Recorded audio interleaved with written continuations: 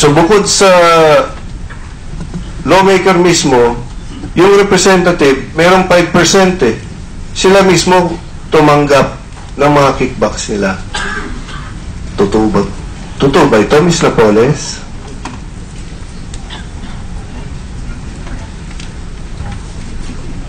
Wala po. Wala po. Apo, Your Honor. Sorry. Okay. Erlina?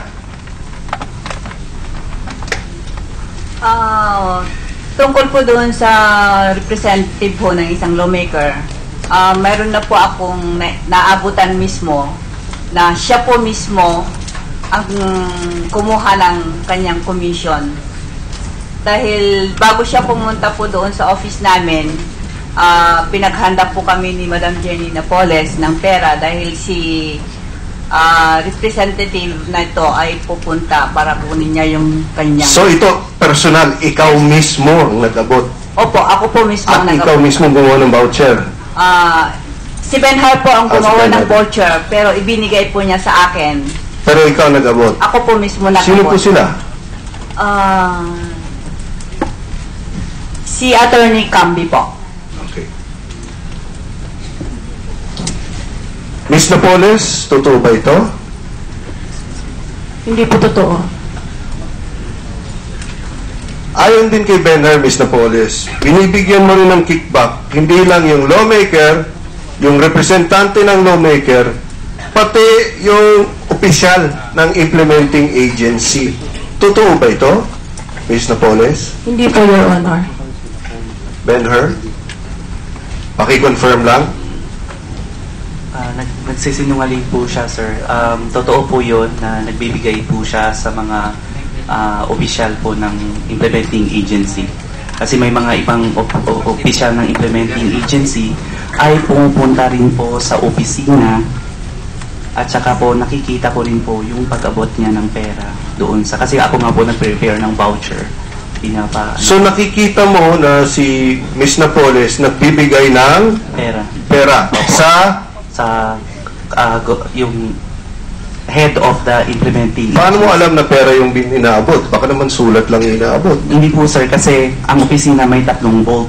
So okay. Dahil ako po yung finance officer po, so may pera po kami sa opisina. So pagka-prepare, pag nag-instruct na po si Ms. Napoles, i-prepare mo at saka yung 10% commission nila, so i-type ko na po yun.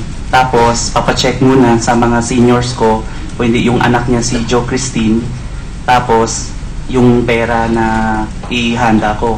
So minsan po pinapa-counter check na yung pera sa mga seniors ko rin kasi baka may kulang or ano po yung kasi magbibigay siya sa kausap. So dadalhin ko po yung pera sa opisina niya. Or minsan po, sir, may pagkakataon na dalawa po kami ni Madam na imimit yung tao tapos kasama po ako doon tapos ibibigay namin po yung pera po nasa paper bag.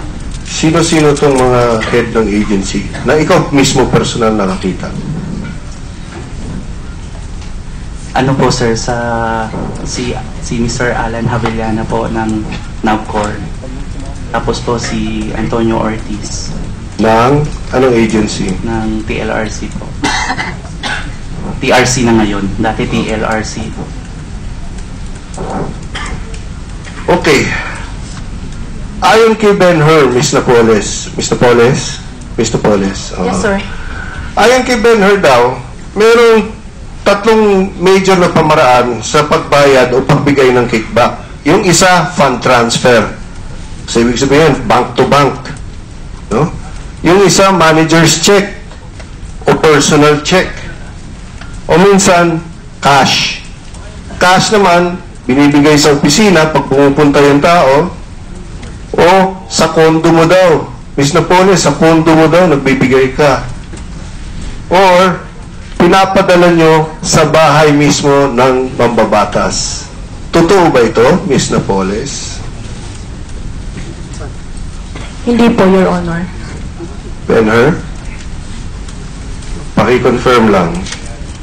Nagsisinungaling po siya, sir. Totoo po na fund transfer? Fund transfer because po, nalalaman ko lang po ang account number ng ng chief of staff or proponent kasi pino-forward niya sa akin yung Account number.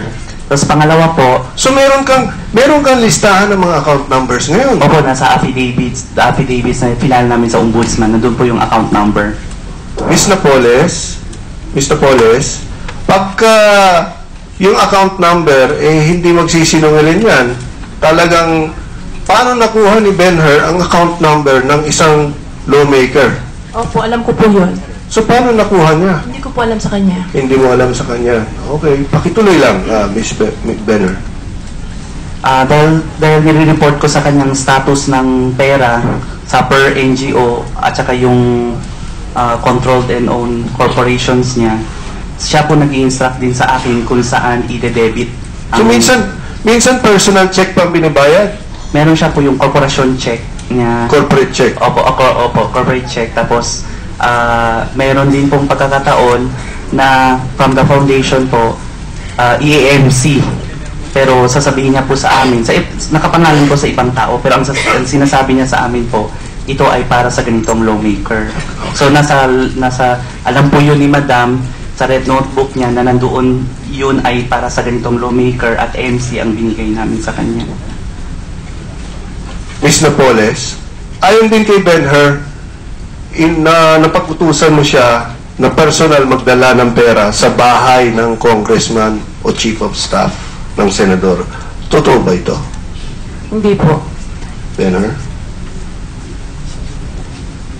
Totoo po kasi hindi ko naman po alam yung address ng bahay ng mga lawmakers at saka yung chief of staff. Nalalaman ko na lang po pag sinasabi po ni Madam sa akin yung address. So, pinupuntahan po kasama po yung driver. So, mayroong pagkakataon na nag-deliver ka? Opo, sir. Kanino mga address? Kanino mga bahay? Sino at sino yun? Yung bahay po, napuntahan.